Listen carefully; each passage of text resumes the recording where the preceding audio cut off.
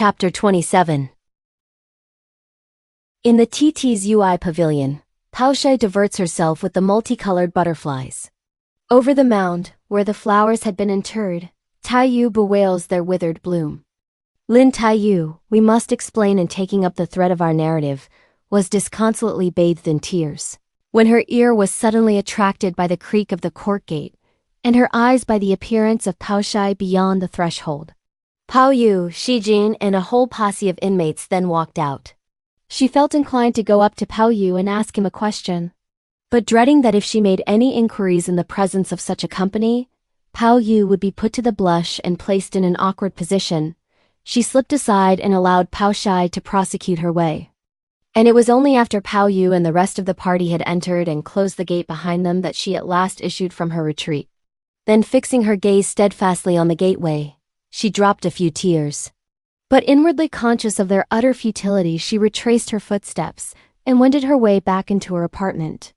And with heavy heart and despondent spirits, she divested herself of the remainder of her habiliments.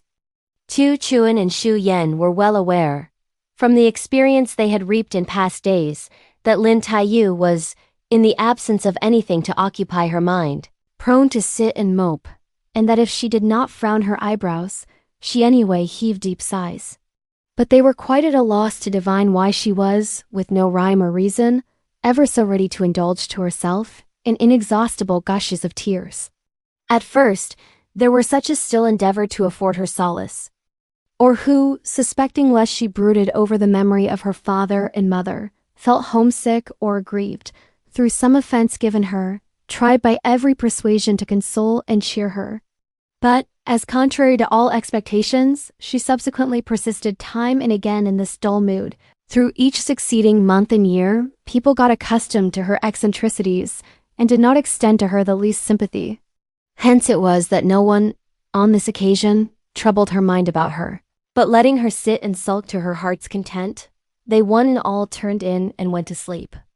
Tai-yü leaned against the railing of the bed, clasping her knees with both hands, her eyes suffused with tears. She looked in very truth like a carved wooden image or one fashioned of mud.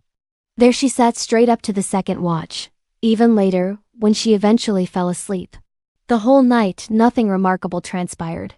The morrow was the 26th day of the fourth moon.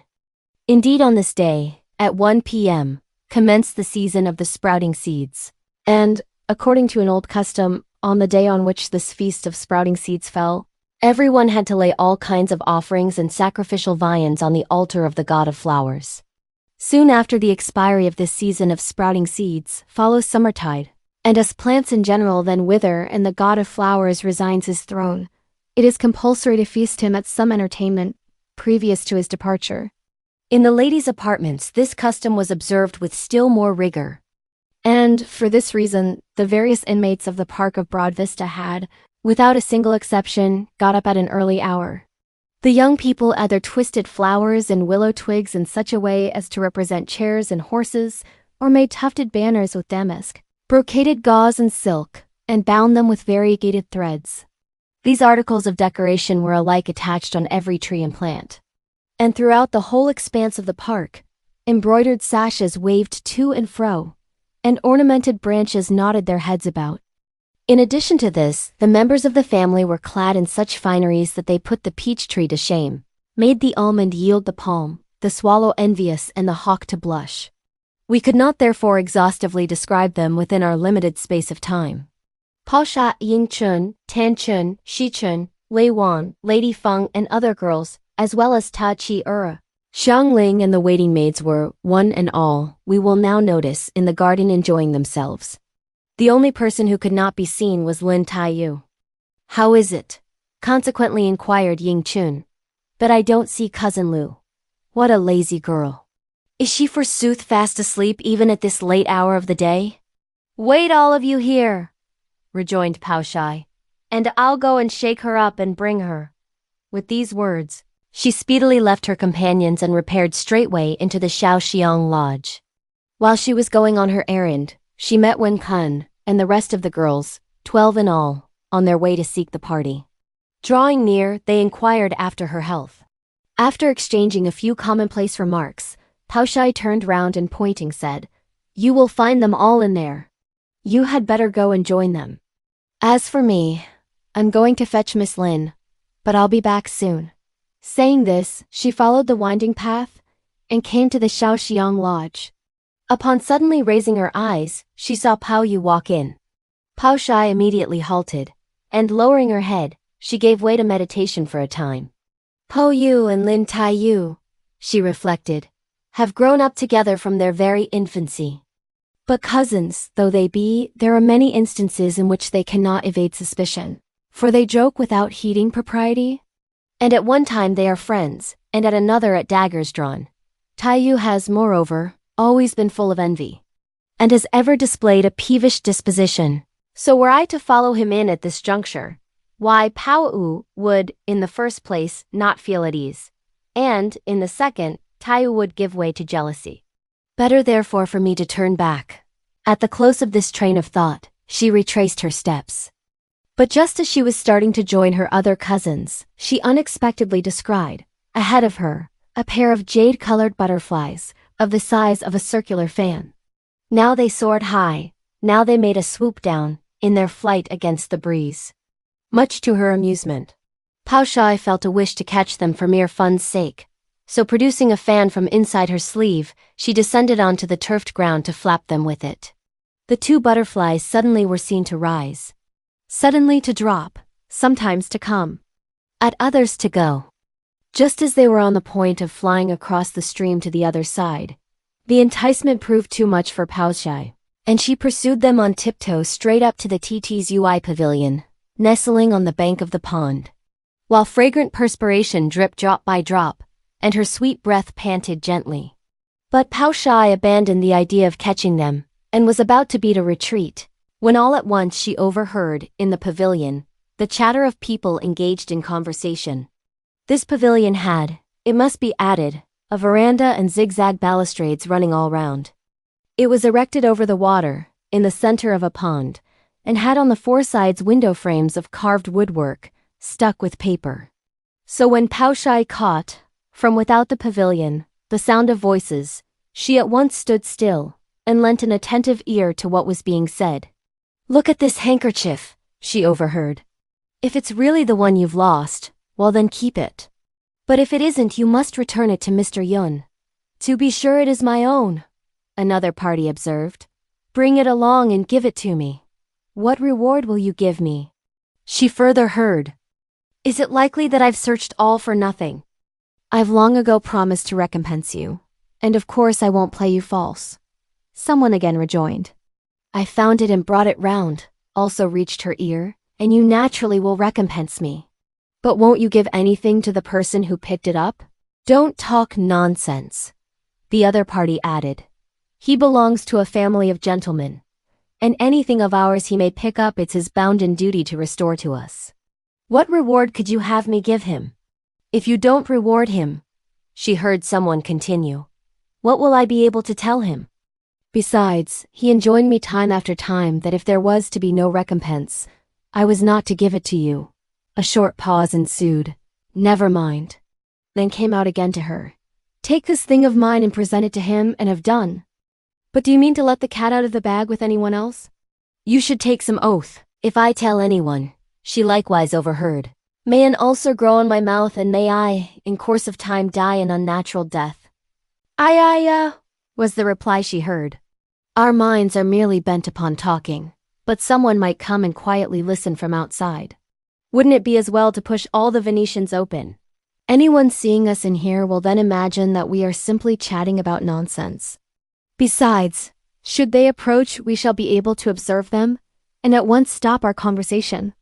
Pao-ch'ai listened to these words from outside, with a heart full of astonishment. "How can one wonder," she argued mentally, "if all those lewd and dishonest people, who have lived from olden times to the present, have devised such thorough artifices? But were they now to open and see me here, won't they feel ashamed?" Moreover, the voice in which those remarks were uttered resembles very much that of Hung-er, attached to Pao-yu's rooms, who has all along shown a sharp eye and a shrewd mind. She's an artful and perverse thing of the first class.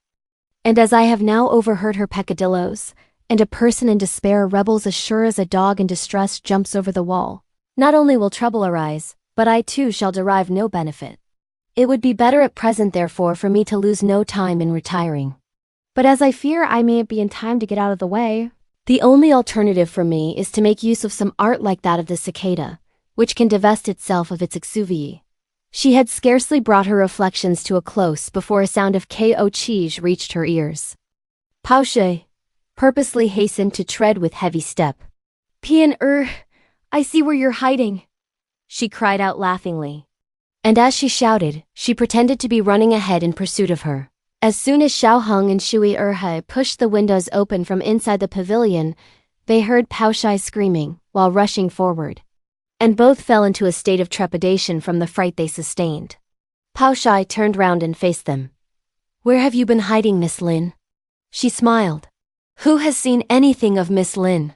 retorted Shui. "I was just now," proceeded Pao-ch'ai, "on that side of the pool, and discerned Miss Lin squatting down over there and playing with the water. I meant to have gently given her a start, but scarcely had I walked up to her when she saw me, and, with a detour towards the east, she at once vanished from sight. So mayn't she be concealing herself in there?" As she spoke, she designedly stepped in and searched about for her. This over, she betook herself away, adding, "She's certain to have got again into that cave in the hill, and come across a snake, which must have bitten her and put an end to her." So saying, she distanced them, feeling again very much amused.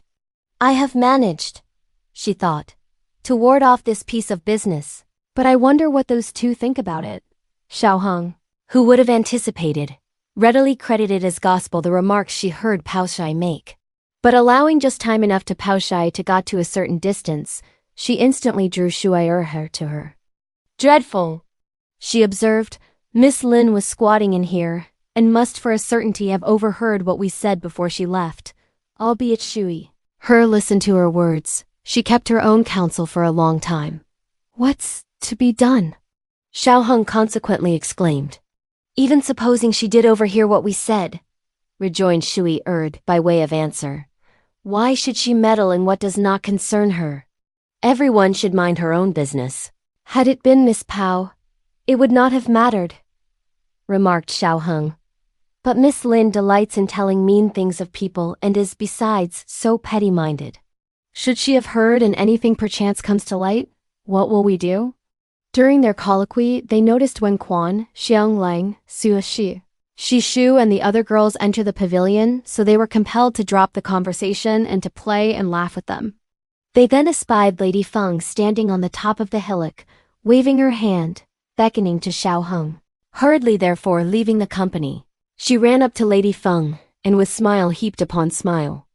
My lady, she inquired, what is it that you want? Lady Feng scrutinized her for a time. Observing how spruce and pretty she was in looks, and how genial in her speech, she felt prompted to give her a smile. My own waiting maid, she said, hasn't followed me in here today. And as I've just this moment bethought myself of something and would like to send someone on an errand, I wonder whether you're fit to undertake the charge and deliver a message faithfully. Don't hesitate in entrusting me with any message you may have to send, replied Xiaoheng with a laugh. I'll readily go and deliver it. Should I not do so faithfully and blunder in fulfilling your business, my lady? You may visit me with any punishment your ladyship may please, and I'll have nothing to say. What young lady's servant are you? Smiled Lady Feng. Tell me so that when she comes back, after I've sent you out and looks for you, I may be able to tell her about you. I'm attached to our master secundus, Mr. Pao's rooms, answered Xiaoheng. Aye aye, ejaculated Lady Feng, as soon as she heard these words. Are you really in Pao-yu's rooms? How strange. Yet it comes to the same thing. Well, if he asks for you, I'll tell him where you are. Go now to our house and tell your sister Ping that she find on the table in the outer apartment, and under the stand with the plate from the rook-hill, a bundle of silver. That it contains the 120 taels for the embroiderer's wages. And that when Chang Sa's wife comes, the money should be handed to her to take away after having been weighed in her presence and been given to her to tally. Another thing too I want. In the inner apartment, and at the head of the bed you'll find a small purse. Bring it along to me." Xiao Heng listened to her orders and then started to carry them out. On her return, in a short while, she discovered that Lady Feng was not on the hillock. But perceiving Sushi egress from the cave and stand still to tie her petticoat, she walked up to her. "Sister, do you know where Our Lady Secunda has gone to?" she asked. "I didn't notice," rejoined Sushi. At this reply, Xiao Heng turned round and cast a glance on all four quarters. Seeing Tan Chun and Pao-ch'ai standing by the bank of the pond on the opposite side and looking at the fish, Xiao Heng advanced up to them. "Young ladies," she said, straining a smile, "do you perchance have any idea where Our Lady Secunda is gone to now? Go into your senior lady's court and look for her." Tan Chun answered. Hearing this, Xiao Heng was proceeding immediately towards the Daoxiang village, when she caught sight, just ahead of her, of Qing Wen, Shisha Pai Hen, Chiu Wen, Shiyu, Ru Hua, Ying and some other girls coming towards her in a group. The moment Qing Wen saw Xiao Heng, she called out to her. "Are you gone clean off your head?" she exclaimed. "You don't water the flowers, nor feed the birds or prepare the tea stove, but gad about outside." "Yesterday," replied Xiao Heng, "Mr. Secundus told me that there was no need for me to water the flowers today. That it was enough if they were watered every other day. As for the birds, you're still in the arms of Morpheus, sister, when I give them their food." "And what about the tea stove?" interposed Pai Hen. "Today," retorted Xiao Heng, "is not my turn on duty, so don't ask me whether there be any tea or not." "Do you listen to that mouth of hers?" cried Shishia. "But don't you girls speak to her. Let her stroll about and have done." "You'd better all go and ask whether I've been gadding about or not," continued Xiao Heng. "Our Lady Secunda has just bidden me go and deliver a message, and fetch something." Saying this, she raised the purse and let them see it. And they, finding they could hit upon nothing more to taunt her with, trudged along onwards. Qing Wen smiled a sarcastic smile. "How funny!" she cried. "Lo, she climbs up a high branch and doesn't condescend to look at any one of us. All she told her must have been just some word or two, who knows? But is it likely that Our Lady has the least notion of her name or surname, that she rides such a high horse and behaves in this manner? What credit is it in having been sent on a trifling errand like this? Will we, by and by, pray hear anything more about you? If you've got any gumption, you'd better skedaddle out of this garden this very day. For mind, it's only if you manage to hold your lofty perch for any length of time that you can be thought something of." As she derided her, she continued on her way. During this while, Xiao Heng listened to her, but as she did not find it a suitable moment to retaliate, she felt constrained to suppress her resentment and go in search of Lady Feng. On her arrival at Widow Li's quarters, she, in point of fact, discovered Lady Feng seated inside with her having a chat. Xiao Heng approached her and made her report. "Sister Ping says," she observed, "that as soon as your ladyship left the house, she put the money by, and that when Chang Sai's wife went in a little time to fetch it, she had it weighed in her presence, after which she gave it to her to take away." With these words, she produced the purse and presented it to her. "Sister Ping bade me come and tell your ladyship," she added, continuing, "that Wang had came just now to crave your orders as to who are the parties from whom he has to go and collect interest on money due, and Sister Ping explained to him what your wishes were and sent him off." "How could she tell him where I wanted him to go?" Lady Feng laughed. "Sister Ping says," Xiao Heng proceeded, "that Our Lady presents her compliments to your ladyship, Widow Li, here, to Lady Feng, that our Master Secundus has in fact not come home, and that albeit a delay of a day or two will take place in the collection of the money, your ladyship should, she begs, set your mind at ease. To Li Wan, that when Lady Kinta is somewhat better, Our Lady will let Lady Kinta know and come along with her to see your ladyship. To Lady Feng, that Lady Kinta sent a servant the day before yesterday to come over and say that Our Lady, your worthy maternal aunt, had dispatched a letter to inquire after your ladyship's health.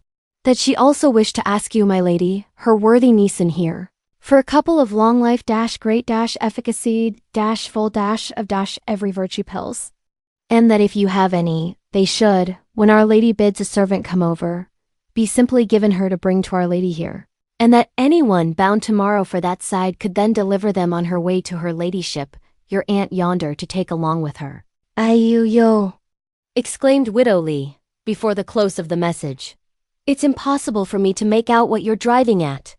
What a heap of ladyships and misters. It's not to be wondered at that you can't make them out, interposed Lady Feng, laughing. Why, her remarks refer to 4 or 5 distinct families. While speaking, she again faced Xiao Heng. My dear girl, she smiled. What a trouble you've been put to. But you speak decently, and unlike the others who keep on buzz like mosquitoes. You're not aware, sister-in-law, that I actually dread uttering a word to any of the girls outside the few servant girls and matrons in my own immediate service. For they invariably spin out what could be condensed in a single phrase into a long interminable yarn, and they munch and chew their words.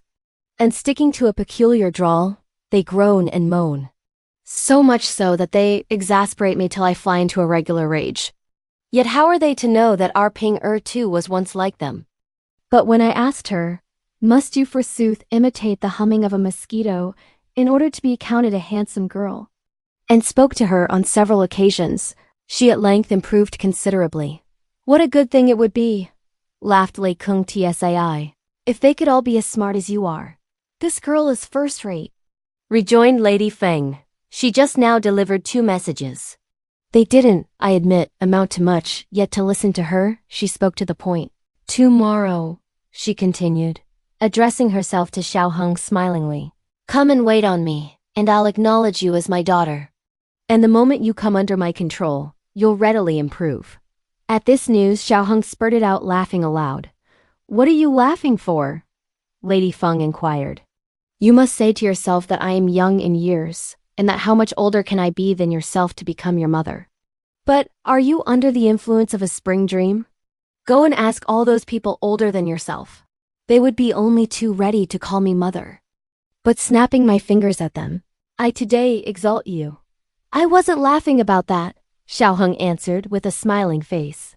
I was amused by the mistake your ladyship made about our generations.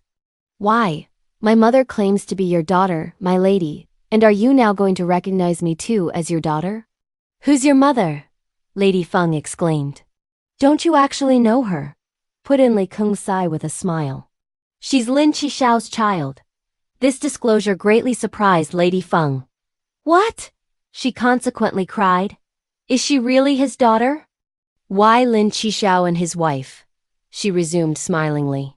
Couldn't either of them utter a sound if even they were pricked with an awl. I've always maintained that they're a well-suited couple, as the one is as deaf as a post, and the other as dumb as a mute. But who would ever have expected them to have such a clever girl? By how much are you in your teens? I'm 17, replied Xia Heng. What is your name? She went on to ask. My name was once Heng Yu, Xiao Heng rejoined. But as it was a duplicate of that of Master Secundus Mr. Pao-Yu, I'm now simply called Xiao Heng. Upon hearing this explanation, Lady Feng raised her eyebrows into a frown, and turning her head round, It's most disgusting, she remarked. Those bearing the name Yu would seem to be very cheap. For your name is Yu, and so is also mine Yu. Sister-in-law, she then observed. I never let you know anything about it, but I mentioned to her mother that Lei Ta's wife has, at present, her hands quite full, and that she hasn't either any notion as to who is who in this mansion. You had better, I said. Carefully select a couple of girls for my service. She assented unreservedly, but she put it off and never chose any. On the contrary, she sent this girl to some other place. But is it likely that she wouldn't have been well off with me? Here you are again, full of suspicion. Li Wan laughed. She came in here long before you ever breathed a word to her. So how could you bear a grudge against her mother? Well, in that case, added Lady Feng, I'll speak to Pao-Yu tomorrow, and induce him to find another one, and to allow this girl to come along with me. I wonder, however, whether she herself is willing or not. Whether willing or not, interposed Xiao Heng smiling, such as we couldn't really presume to raise our voices and object. We should feel it our privilege to serve such a one as your ladyship, and learn a little how to discriminate when people raise or drop their eyebrows and eyes, with pleasure or displeasure. And reap as well some experience in such matters as go out or come in, whether high or low, great and small. But during her reply, she perceived Madame Wang's waiting maid come and invite Lady Feng to go over. Lady Feng bade goodbye at once to Li Kengsai, and took her departure.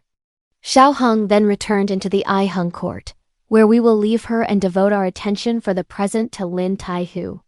As she had had but little sleep in the night, she got up the next day at a late hour. When she heard that all her cousins were collected in the park, giving a farewell entertainment for the god of flowers, she hastened, for fear people should laugh at her for being lazy, to comb her hair, perform her ablutions and go out and join them. As soon as she reached the interior of the court, she caught sight of Pao-yü, entering the door, who speedily greeted her with a smile. "My dear cousin," he said, "did you lodge a complaint against me yesterday? I've been on pins and needles the whole night long." Tai-yü forthwith turned her head away. "Put the room in order," she shouted to Ti Ts'ui, "and lower one of the gauze window frames. And when you've seen the swallows come back, drop the curtain. Keep it down then by placing the lion on it, and after you have burnt the incense, mind you cover the censer." So saying, she stepped outside. Pao-yü, perceiving her manner, concluded again that it must be on account of the incident of the previous noon. But how could he have had any idea about what had happened in the evening? He kept on still bowing and curtsying. But Lin Tai-yü did not even so much as look at him straight in the face. But egressing alone out of the door of the court, she proceeded there and then in search of the other girls. Pao-yü fell into a despondent mood and gave way to conjectures. Judging, he reflected, from this behavior of hers, it would seem as if it could not be for what transpired yesterday. Yesterday too I came back late in the evening, and, what's more, I didn't see her, so that there was no occasion on which I could have given her offense. As he indulged in these reflections, he involuntarily followed in her footsteps to try and catch her up. When he descried Pao-ch'ai and Tan-chun on the opposite side watching the frolics of the storks. As soon as they saw Tai-yü approach, the trio stood together and started a friendly chat. But noticing Pao-yü also come up, Tan-chun smiled. "Brother Pao," she said, "are you all right? It's just 3 days that I haven't seen anything of you. Are you sister quite well?" Pao-yü rejoined, a smile on his lips. "The other day, I asked news of you of our senior sister-in-law. Brother Pao," Tan-chun remarked, "come over here. I want to tell you something." The moment Pao-yü heard this, he quickly went with her. Distancing Pao-ch'ai and Tai-yü, the two of them came under a pomegranate tree. "Has father sent for you these last few days?" Tan-chun then asked. "He hasn't," Pao-yü answered laughingly by way of reply. "Yesterday," proceeded Tan-chun, "I heard vaguely something or other about father sending for you to go out. I presume," Pao-yü smiled, "that someone must have heard wrong, for he never sent for me. I've again managed to save during the last few months," added Tan-chun with another smile. "Fully 10 tiaos. So take them and bring me, when at any time you stroll out of doors, either some fine writings or some ingenious knick-knack." "Much as I have roamed inside and outside the city walls," answered Pao-yü, "and seen grand establishments and large temples, I've never come across anything novel or pretty. One simply sees articles made of gold, jade, copper and porcelain, as well as such curios for which we could find no place here. Besides these, there are satins, eatables and wearing apparel." "Who cares for such baubles?" exclaimed Tan-chun. "How could they come up to what you purchased the last time? That wee basket, made of willow twigs, that scent box, scooped out of a root of real bamboo, that portable stove fashioned of glutinous clay. These things were, oh, so very nice. I was as fond of them as I don't know what. But, who'd have thought it? They fell in love with them and bundled them all off, just as if they were precious things." "Is it things of this kind that you really want?" laughed Pao-yü. "Why, these are worth nothing.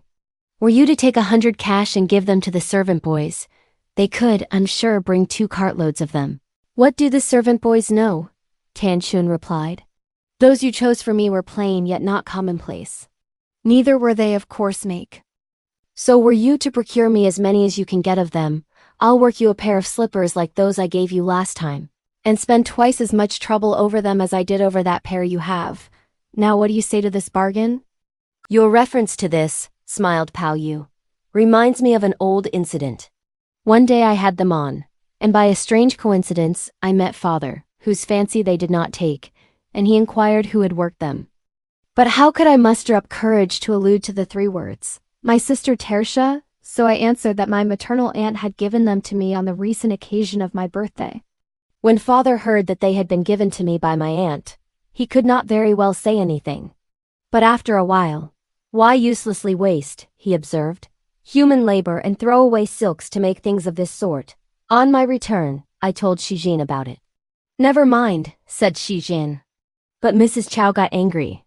Her own brother, she murmured indignantly, wears slipshod shoes and socks in holes, and there's no one to look after him. And does she go and work all these things? Tan Chun, hearing this, immediately lowered her face. Now tell me, aren't these words utter rot? She shouted. What am I that I have to make shoes? And is it likely that Huan hasn't his own share of things? Clothes are clothes, and shoes and socks are shoes and socks. And how is it that any grudges arise in the room of a mere servant girl and old matron? For whose benefit does she come out with all these things? I simply work a pair or part of a pair when I am at leisure, with time on my hands. And I can give them to any brother, elder or younger, I fancy. And who has a right to interfere with me? This is just another bit of blind anger. After listening to her, Pao-yu nodded his head and smiled. Yet, he said, you don't know what her motives may be. It's but natural that she should also cherish some expectations. This apology incensed Tan Chun more than ever, and twisting her head round. Even you have grown dull, she cried. She does, of course, indulge in expectations, but they are actuated by some underhand and paltry notion. She may go on giving way to these ideas, but I, for my part, will only care for Mr. Chia Cheng and Madame Wang. I won't care a rap for anyone else. In fact, I'll be nice with such of my sisters and brothers as are nice to me, and won't even draw any distinction between those born of primary wives and those of secondary ones. Properly speaking, I shouldn't say these things about her, but she's narrow-minded to a degree, and unlike what she should be. There's besides another ridiculous thing. This took place the last time I gave you the money to get me those trifles. Well, 2 days after that she saw me, and she began again to represent that she had no money and that she was hard up. Nevertheless, I did not worry my brain with her goings-on. But as it happened, the servant girl subsequently quitted the room, and she at once started finding fault with me. Why, she asked, do I give you my savings to spend and don't, after all, let one have them and enjoy them? When I heard these reproaches, I felt both inclined to laugh, and also disposed to lose my temper. But I there and then skedaddled out of her quarters, and went over to our Madame Wang.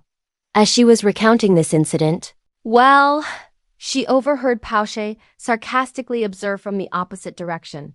Have you done spinning your yarns? If you have, come along. It's quite evident that you are brother and sister, for here you leave everyone else and go and discuss your own private matters. Couldn't we two listen to a single sentence of what you have to say? While she taunted them, Tan Chun and Pao-yu eventually drew near her with smiling faces. Pao-yu, however, failed to see Lin Tai-yü, and he concluded that she had dodged out of the way and gone elsewhere.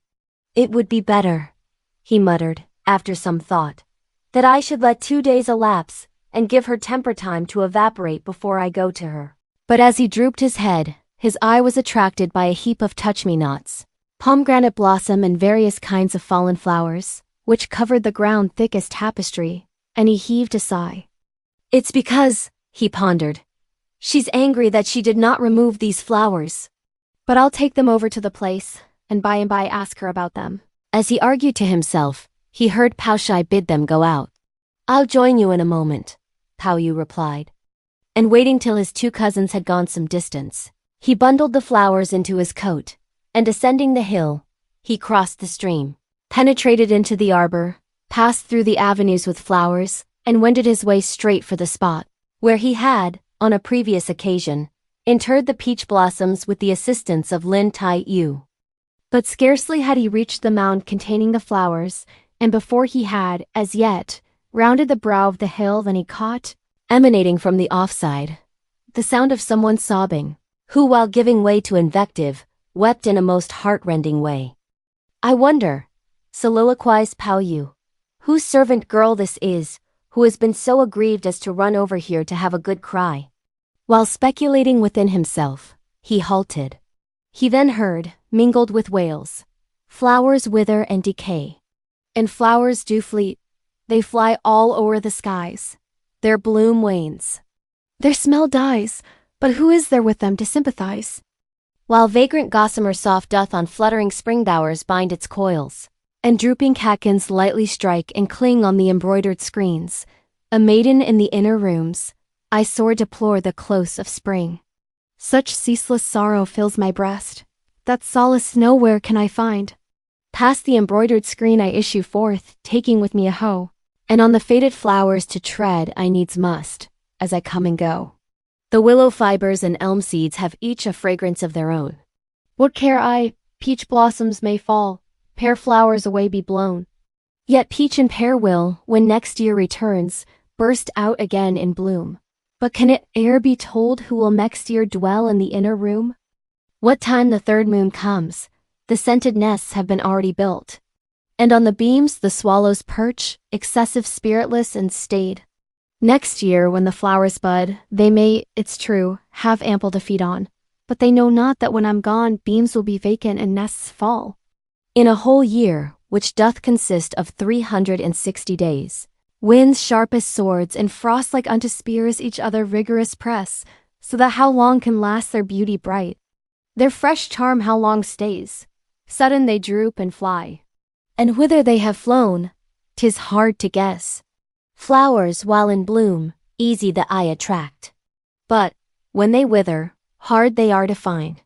Now by the footsteps I bury the flowers, but sorrow will slay me. Alone I stand, and as I clutch the hoe, silent tears trickle down, and drip on the bare twigs, leaving behind them the traces of blood. The goatsucker hath sung his song, the shades lower of eventide. So with the lotus hoe I return home and shut the double doors. Upon the wall the green lamp sheds its rays just as I go to sleep. The cover is yet cold. Against the window patters the bleak rain. How strange! Why can it ever be that I feel so wounded at heart? Partly because spring I regret. Partly because with spring I'm vexed. Regret for spring because its sudden comes. Vexed for its sudden goes. For without warning lo, it comes. And without asking it doth fleet. Yesterday night, outside the hall sorrowful songs burst from my mouth, for I found out that flowers decay and that birds also pass away. The soul of flowers and the spirit of birds are both hard to restrain. Birds to themselves when left, in silence plunge. And flowers alone they blush. Oh, would that on my sides a pair of wings could grow, that to the end of heaven I may fly in the wake of flowers. Yea, to the very end of heaven, where I could find a fragrant grave.